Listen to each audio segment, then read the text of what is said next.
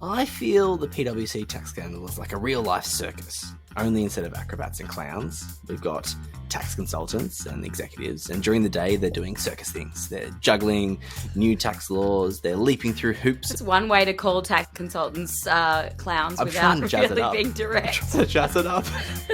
Hello, and welcome to The Big Con, the podcast where we use the benefit of hindsight and a healthy dose of schadenfreude to look at where businesses took a misstep that had an impact on their profit, their brand, or something much more dire.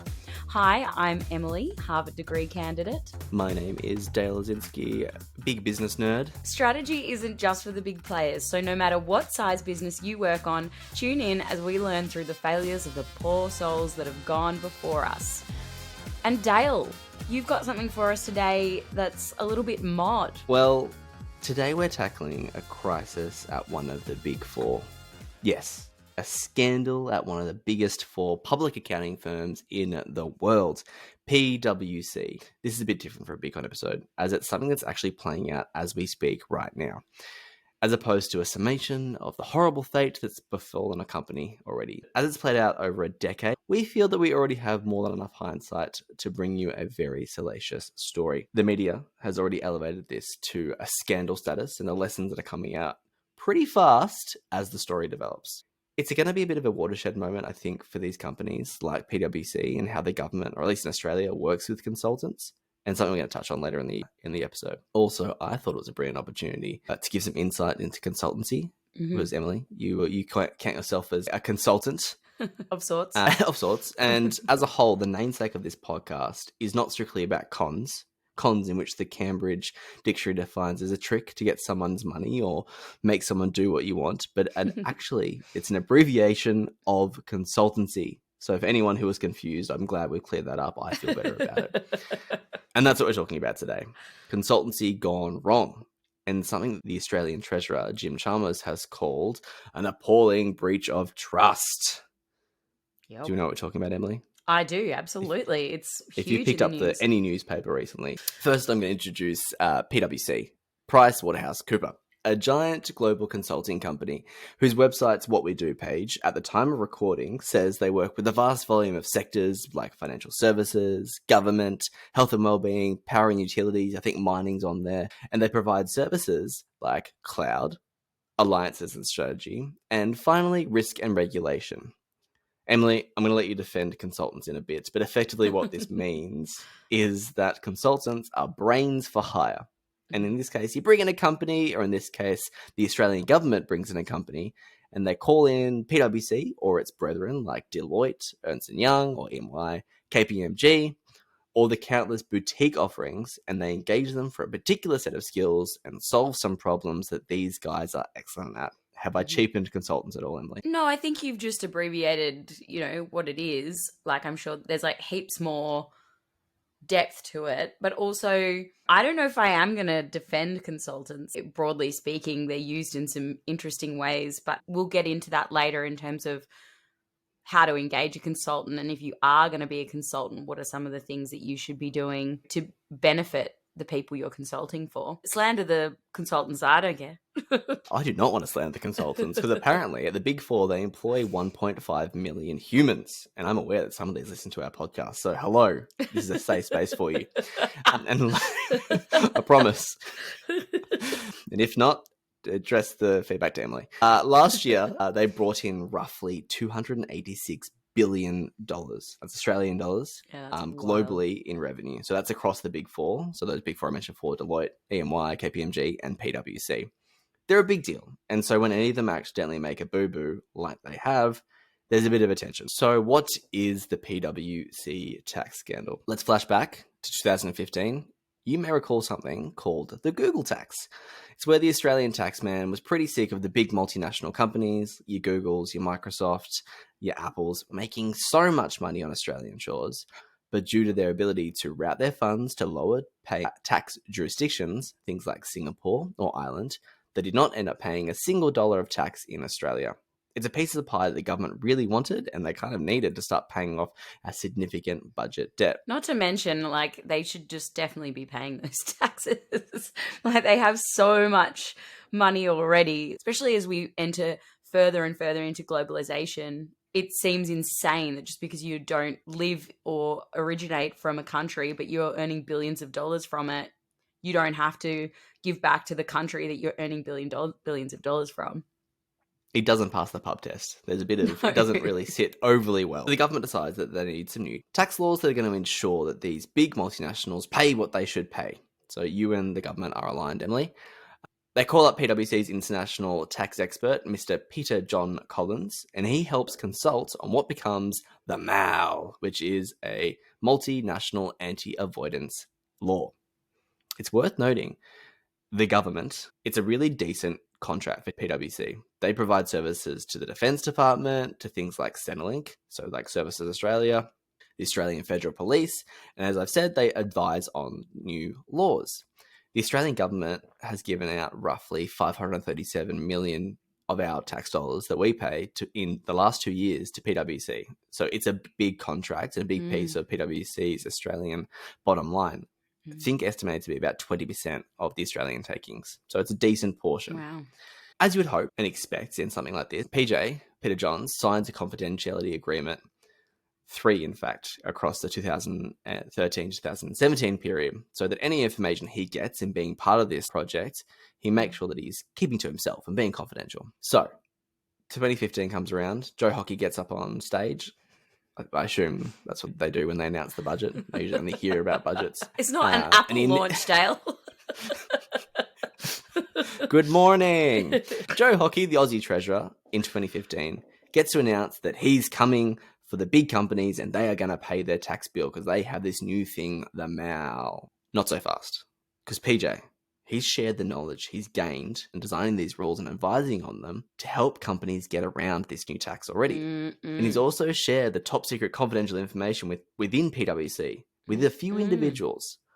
In fact, emails reveal that on May 13th, the day after Joe Hockey got up on stage and said, "Hey, we're coming for you," PwC actually sent out pitches to 23 US tech companies warning of this new law's threat. So pretty much, you better come with us because we can help you. It's recently come out that PwC designed 15 different schemes that allowed multinationals to sidestep tax laws. And Peter Johns circulated this information to 53 different email addresses across the global company. So a lot of people knew about this, which is a little bit not great considering the confidentiality agreements, and also definitely does not pass the pub test. It's a real ethical conundrum. It's not even really a conundrum though, is it? It's very clearly unethical. I did a bit of work in accounting ethics at my day job for a while, and it was such an interesting thing around doing the right thing and how it's not always black and white. Although I feel like this one is less shades of grey. Yeah. Let's take a breath. And let's strap a metaphor to this for those who need it. I feel the PwC tax scandal is like a real-life circus, only instead of acrobats and clowns, we've got tax consultants and executives, and during the day, they're doing circus things. They're juggling new tax laws, they're leaping through hoops. It's one way to call tax consultants clowns without really being direct. I'm trying to jazz it up. It's a show, it dazzles the public and lawmakers alike. The sun dips below the horizon and our performers take off their leotards and put down their juggling sticks, pick up the phone and start using their nimble acrobatic skills and intricate knowledge of the locks that they designed. Tax laws, by the way, for those who are with the metaphor. And they help a select audience sidestep the official entrance to the circus, hopefully still with me, and avoid the ticket fee. Have I made this more clear or less clear? Look. I'm worried. You've made it entertaining, that's for sure. All in all, the ringmaster has been caught red-handed with several skeleton keys, and suddenly the big top's in chaos, and we've got ourselves a full-blown circus, or in this instance, tax scandal. Brilliantly done. Excellent. Well done. Thank you. PwC.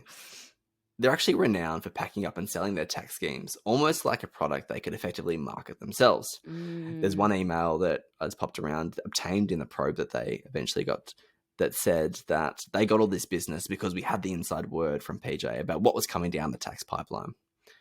I really want to have a quick note on this, is that these tax avoidance schemes have really brilliant names, and I wonder if you indulge me for a while. Please. The AFR reported that PwC has 2. One is the double Irish, and the other is the triple dip.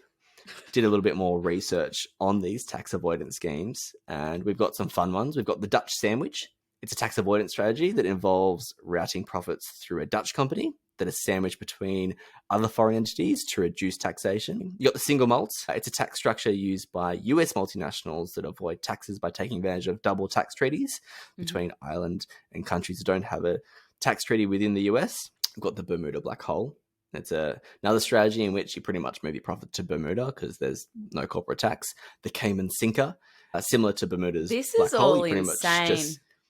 Oh, it's so good. They sound like great drinks. And finally, the Panama hat trick, in which you're, again, just moving profits to Panama because it's a bit of a tax haven. And so there's a bit of an unknown amount of taxes paid. It's hard to believe that this is legal, isn't it? Legal-ish. And I think we've spoken before around loopholes. And there's definitely, as fast as these avoidance schemes are spun up, the laws are trying to catch up to kind of close them. Overall, PwC is actively using the information they should be to help benefit their bottom line by winning new business and support their clients to work around the tax laws that they developed or helped develop.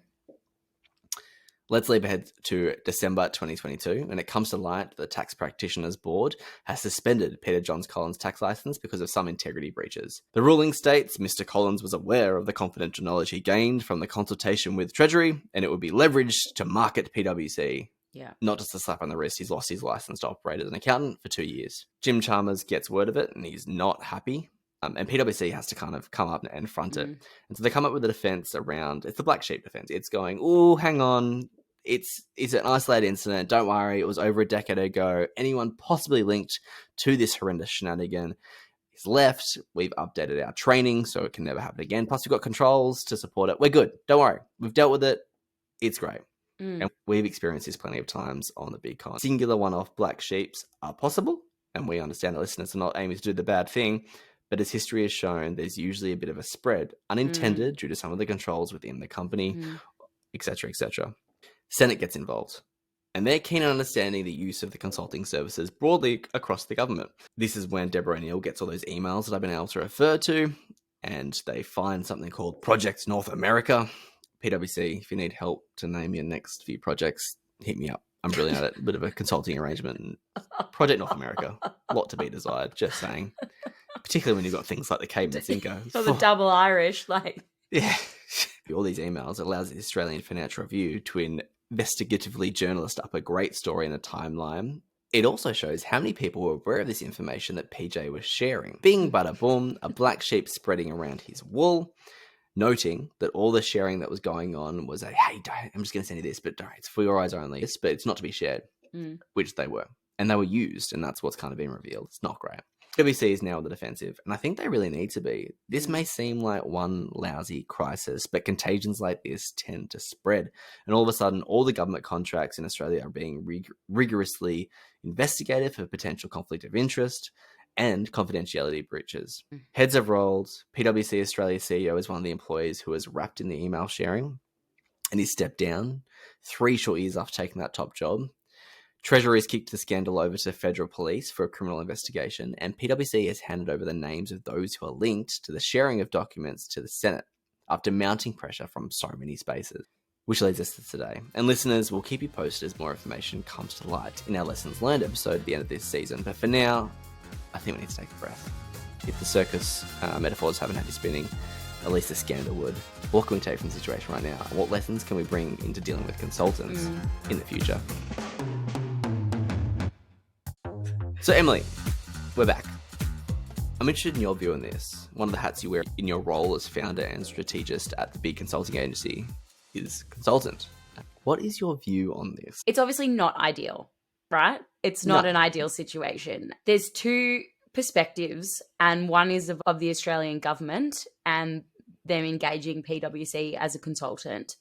And one is from the perspective of PwC and choosing to work with the government as a client on this particular project, and whether they were the right people for the job, which I would argue no. There are definitely some consultants who listen, but a lot of people will be coming from the perspective of maybe needing to engage a consultant or thinking about 100%. Bringing someone on to help with their business strategy or with their marketing strategy. they're a really needed thing, I think, and a needed 100%. occupation. Like there's often times where a business definitely needs that outside view, and consulting is something that's actually brilliant because companies are companies and they can be inward looking deservedly. So they can bring a skill to the table that you just don't have in-house and can't afford. Like, for example, even really basic, when I started my business, I needed someone to design a logo. I do not have that skill. I also don't have the capacity to hire a full-time graphic designer. Going to a consultant was the best choice because they designed me a logo and then we moved on. But I think one of the biggest things that really jumps out to me about this particular thing is when you're looking for a consultant, they really need to align with your goals. And that can be from as little as they have to be affordable to you, but also you both have to get something out of the service, right? Because otherwise it's a very short-term agreement. And in this case, PWC's clients are all the people that have been earning from the lack of governance around international taxations. So that to me is a conflict of interest immediately because they're already representing all these people who are benefiting from lack of clear tax law. It is difficult for the Australian government because there aren't that many large firms out there. They'd all be in a similar situation, like your Deloitte, your whatever. They'd be in the same situation. They're representing people who are directly benefiting from the lack of clear international taxation. But there's honesty in the fact that the Australian government is going to need the grunt and might of a big company like the Big Four because they're going to be able to match that tender process and even the onboarding of being able to engage with the Australian government and the hoops you have to jump to get to this stage. A small boutique firm wouldn't be able to actually resource that because by the time you've dumped through all those hoops versus the structures that these companies already have to be able to support those big companies. This is where you sort of get to the conversation of maybe it's not an outsourcing job. If there's no one out there that can represent you properly and that can be aligned with your goals, I think that when you're engaging a consultant, if you can't find the right one that aligns with your values, then you need to like rethink.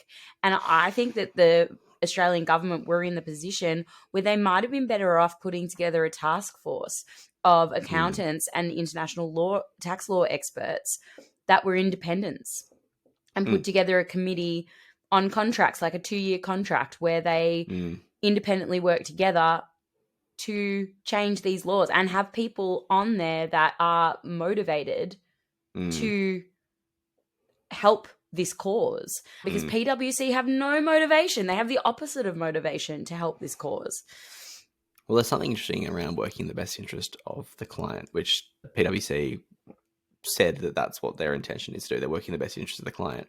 I think that becomes quite difficult when we've got clients effectively playing for either side. You're effectively stacking the deck. Well, exactly. Which client? Like, who best for which client?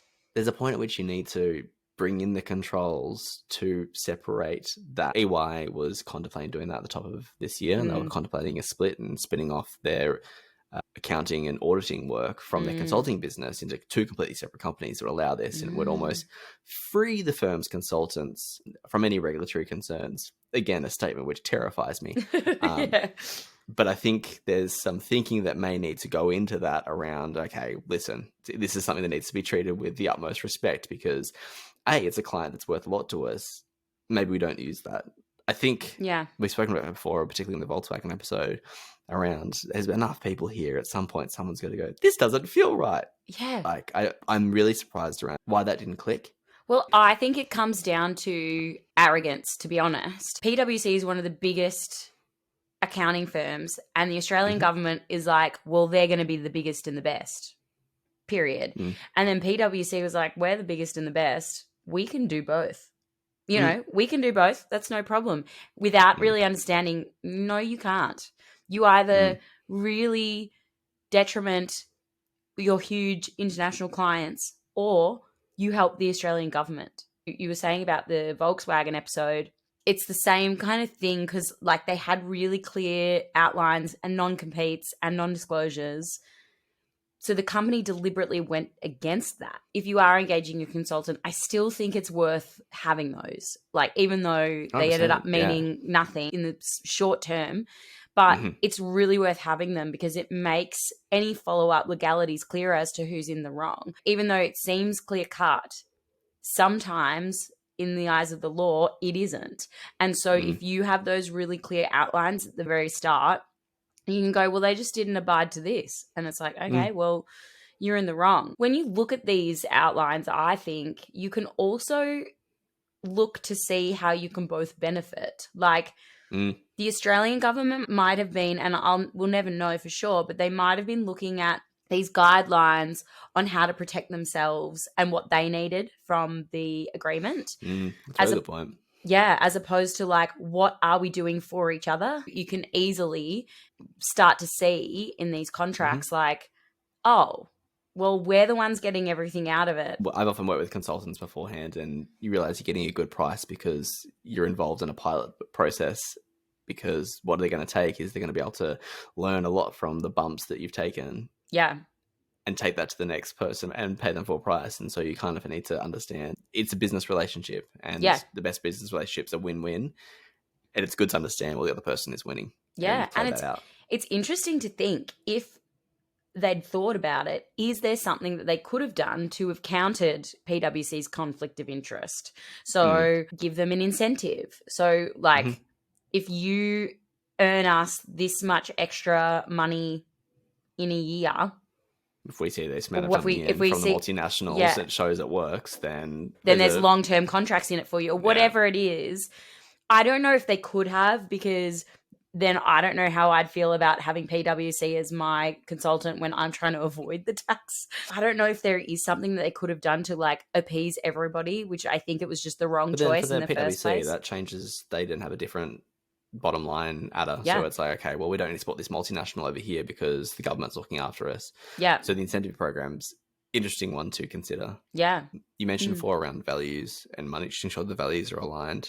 If your brand is built on trust and security, which most accounting firms are, like, you go to them because they're going to get it right and they're going to do it so well with the highest ethical standards, you need to be a vanguard in this space and just commit to it so hard. Virtue signaling is the smallest part of the gig.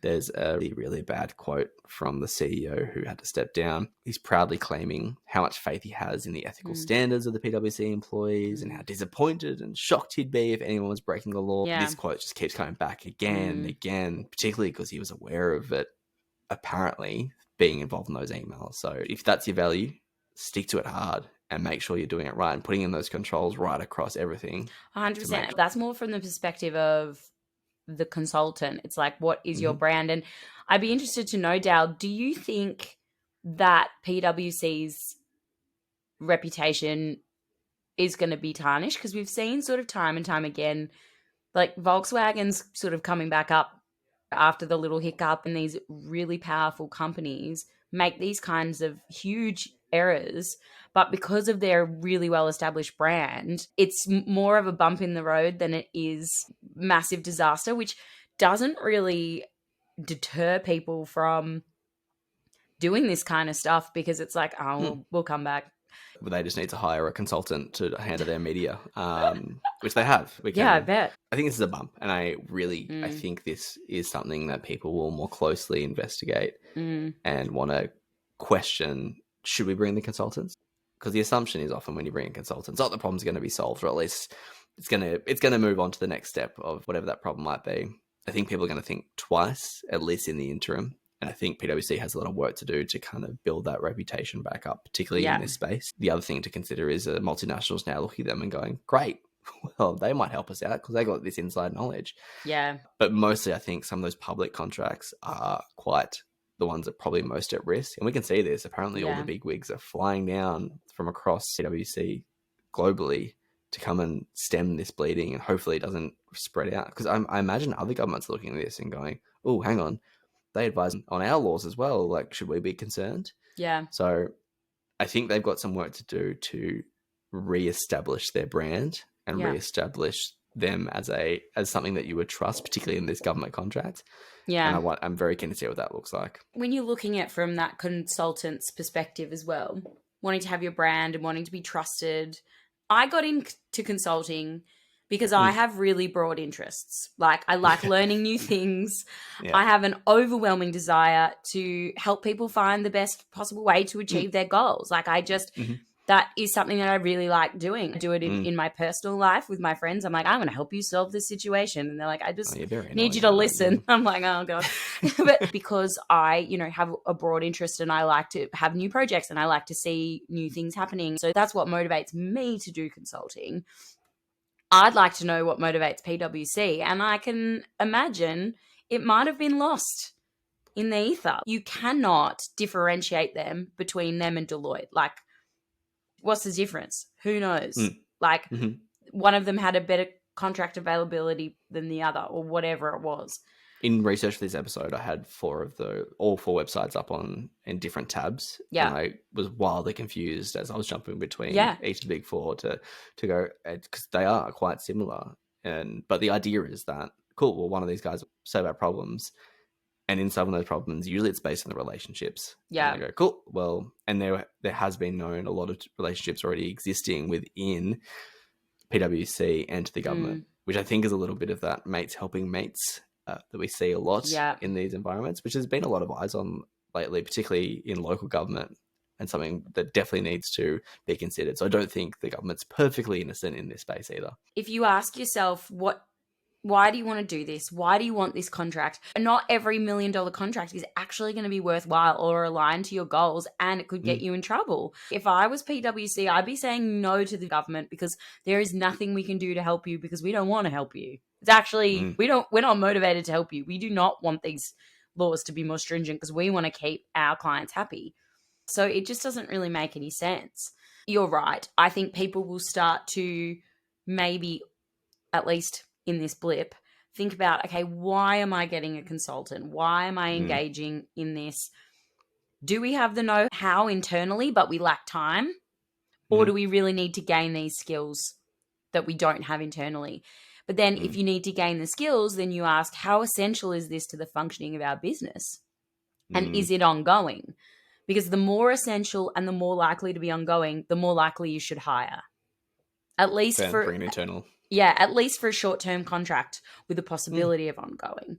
Because if it's so critical, like the tax department needed, like a task force, I should say. But the work is still going. There's still plenty of opportunity to ensure that those multinationals are paying what they need to pay.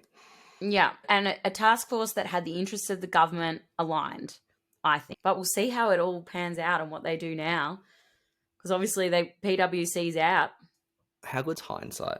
I think in the initial, they were really hoping it was going to blow over. They were hoping it was just a blip. Yeah. But I wonder if they played out the fact that, this might actually annoy quite a lot of the Australian public. This is probably in the interest of the public to be quite upset.